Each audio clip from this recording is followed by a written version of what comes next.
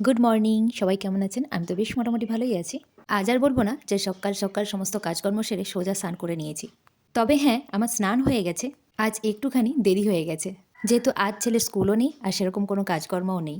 তাই ঘুম থেকে উঠতে একটুখানি দেরিও হয়ে গেছে আর সমস্ত কাজকর্ম করতেও দেরি হয়ে গেছে। যেহেতু বলেছিলাম না যে গতকাল দুপুরে রান্না করতে করতে প্রচুর পরিমাণে শরীর খারাপ লাগছিল। তাই আর কি ইচ্ছে করেই সকালে ঘুম থেকে তাড়াতাড়ি উঠলাম না। তাই ভাবলাম কাজকর্ম যখন সেরকম নেই, একটু দেরিতেই ঘুম থেকে উঠে আরামসে সমস্ত কাজকর্ম করা যাবে।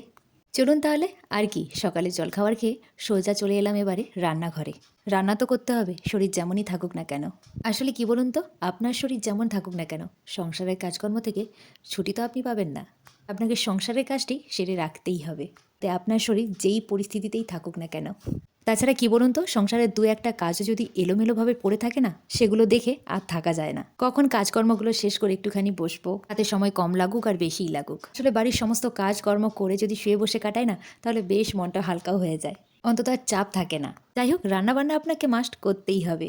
তাছাড়া ছেলেও ধীরে ধীরে বড় হচ্ছে, ওরও কিন্তু টাইম সম্পর্কে মোটামুটি জ্ঞান হয়ে গেছে। একটুও যদি টাইমের এপাশ আর ওপাশ হয় না, আবার জোর গলাতে বলবে, আজ কি খাওয়া দাওয়া হবে না? সবই তো টাইম মতনই হবে। যদি না ছেলে সব কিছুর বায়নাটা ধরে, তাও তো রান্না করতে করতে কন্টিনিউ ওর সঙ্গে আমি বকবক করেই যাই। এদিকে আমি রান্না করছি আর ছেলে ওদিকে বারান্দার মধ্যে খেলনা নিয়ে খেলছে। শুধু কি আর খেলনা নিয়ে খেলছে, মাঝে মাঝে মাম্মি এটা কি হবে, ওটা কি হবে, একটা পোয়েম শোনাও, এই পোয়েমটা কি হবে, ওটাই হচ্ছে। এরপরে ওইগুলো যখন সব কিছুই হয়ে গেছে, তখন এবারে বায়না শুরু হয়ে গেল। এবারে আমাকে একটু কোলে নাও, আমিও দেখব তুমি কি কাজ করছো, কি রান্না করছো। তারপরে আবার মাঝে মাঝে বলবে, আমাকে একটু খুন্তিটা দাও না, আমি একটু কড়াইয়ের মধ্যে রান্নাটা করি। নাহলে আবার বলবে, আমি একটু নুন দেবো, হলুদ দেবো, একটুখানি তেল দেবো, আমাকে একটু দিতে দাও। এগুলো যদি না মাঝে মাঝে করতে দিই না, তখন অন্য বায়না আবার শুরু হয়ে যাবে। কোল থেকে নামতেই খুঁজবে না, কান্নাকাটি করবে, এটা ওটা চাইবে, আরও বেশি করে জেদ করতে থাকবে। আগে যখন ছোট ছিল তখন ওকে কোলে নিয়েই কত রান্না করে নিয়েছি, কত কিছু করেছি, কিন্তু এখন কোলে নিয়ে তেমন আর সত্যি কোনো কাজই করাই যায় না। এটা কি আর ও বুঝবে? ও তো এখন ছোট। ওর মাথাতে যেটাই আসবে ও সেটাই ও বলতে থাকে। শুধু বলবে, দাও না তোমার এই কাজটা একটু করে দিই। সত্যি কথা বলতে ছেলে আমার কথা শোনে। শুধু মাঝে মাঝে যখন একা একা খেলতে খেলতে বোরিং ফিল করে, তখন আমাকে এসে জড়িয়ে ধরে, আমাকে একটু বেশি খোঁজে। একা বাইরে থাকতে গেলে আমাকেই ওর সব হতে হবে, বন্ধু, মা, সমস্ত কিছু।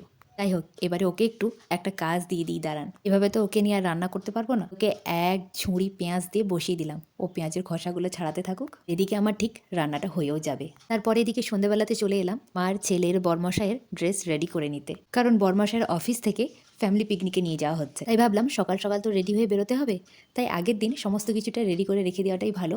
না হলে সকালে সমস্ত কিছুটা রেডি করতে হয়তো অনেকটা লেট হয়ে যেতে পারে। তাই আমারগুলো প্রথমেই একটু রেডি করে নিলাম, কারণ জানেন তো সবসময় মেয়েদের জিনিসটা একটু বেশিই হয়। তাই আমারটা প্রথমে রেডি করে নিলাম, তারপরে ছেলের ড্রেসটাও রেডি করে নিলাম, আর তারপরে বরমশাইয়ের ড্রেসটাও রেডি করে নিয়েছি। তাহলে অন্য কোনো ভিডিওতে আবার দেখা হবে। আর এই ভিডিওটা কেমন লেগেছে অবশ্যই জানাবেন।